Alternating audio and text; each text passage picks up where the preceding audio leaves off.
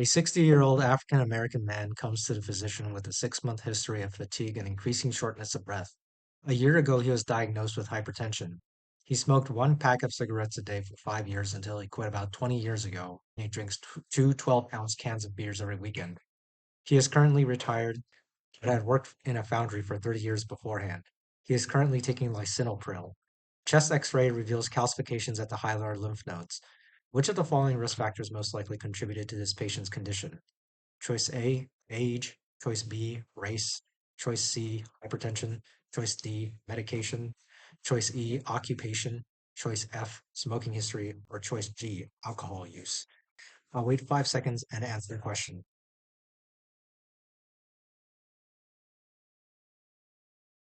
If you ever see calcifications at the hilar lymph nodes, then that is very buzzy for silicosis. And I'll explain some of the other risk factors when we get to the wrong answer choices. But first, obviously, when you think silicosis, the first thing you tend to think of is occupation. So choice E is the correct answer. So, like I said, with silicosis, you will hear about the hilar lymph node calcifications. The buzzy term is eggshell calcifications. I didn't say that here because I feel like that would have been too obvious.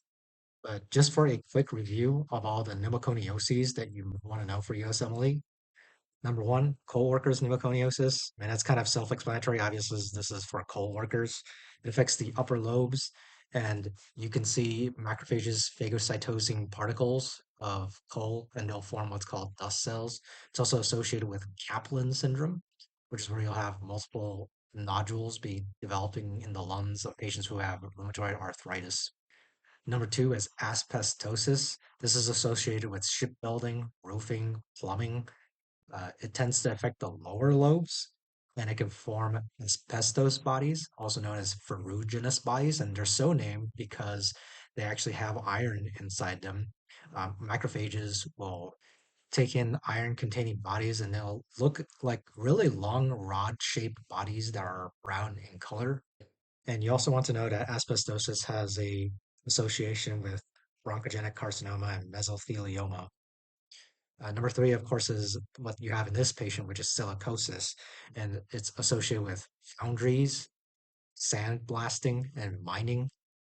It affects the upper lobes, and biopsy in a silicosis patient will show silica particles, of course, surrounded by collagen.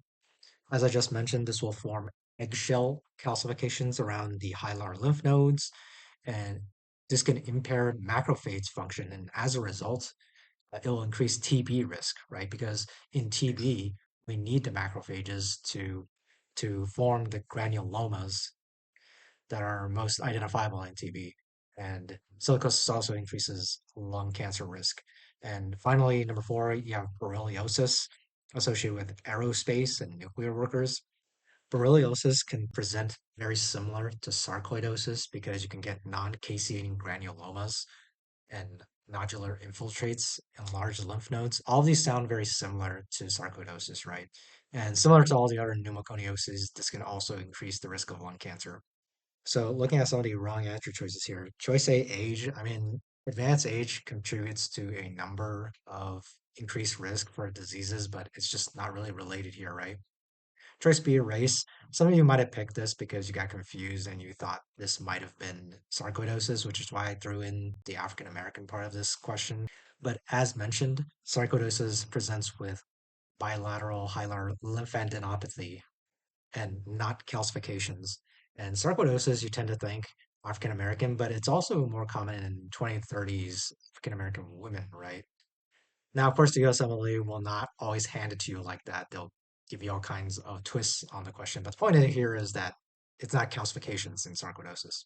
Choices C and D, hypertension and his medication. I mean, these are just completely unrelated to silicosis. Just threw those in as distractors for the question. So choices F and G, smoking and alcohol abuse. These are kind of interesting because you want to have a general idea of what's considered too much smoking and too much drinking. Now, it's not a hard rule or anything, but in this particular question, you have a 5 pack year history of smoking and cessation 20 years ago. That's usually pretty heavy on telling you that that was pretty long ago and he didn't really smoke that much. I would say up to about 10 pack year history is considered a low amount of smoking. and you want to look at other answer choices first before you look at smoking. Because I know for risk factor questions, it's really common for a lot of resources to just tell you, oh, smoking's your fallback. Uh, but of course, in this case, like I said, it's a 5 pack year history and cessation 20 years ago. Very distant, not very much. Typically, you want to look at more than 20 pack year smoking for it to start becoming notable. Now, for drinking instead, generally speaking, more than 2 drinks per day, which is to say 14 drinks a week, or more than 1 drink a day for women, is considered chronic alcohol use. This patient just enjoys a couple beers on the weekend, so it's not really enough for it to affect anything. And alcohol use is not associated with pneumoconioses anyway. So bring it back. You do want to know your pneumoconioses. Number one, cold workers, upper lobes, dust cells. Number two, asbestosis, lower lobes, ferruginous bodies. Number three, silicosis, upper lobes, silica particles and eggshell calcifications at the hilar lymph nodes. And number four, berylliosis, non-caseating granuloma is very similar to sarcoidosis. And you want to know the associations, right? Asbestosis, you want to think shipbuilding, roofing, plumbing. Silicosis, you want to think foundry, mining. And berylliosis, you want to think aerospace industry and nuclear workers. I hope you found this video helpful. I'll see you in the next one.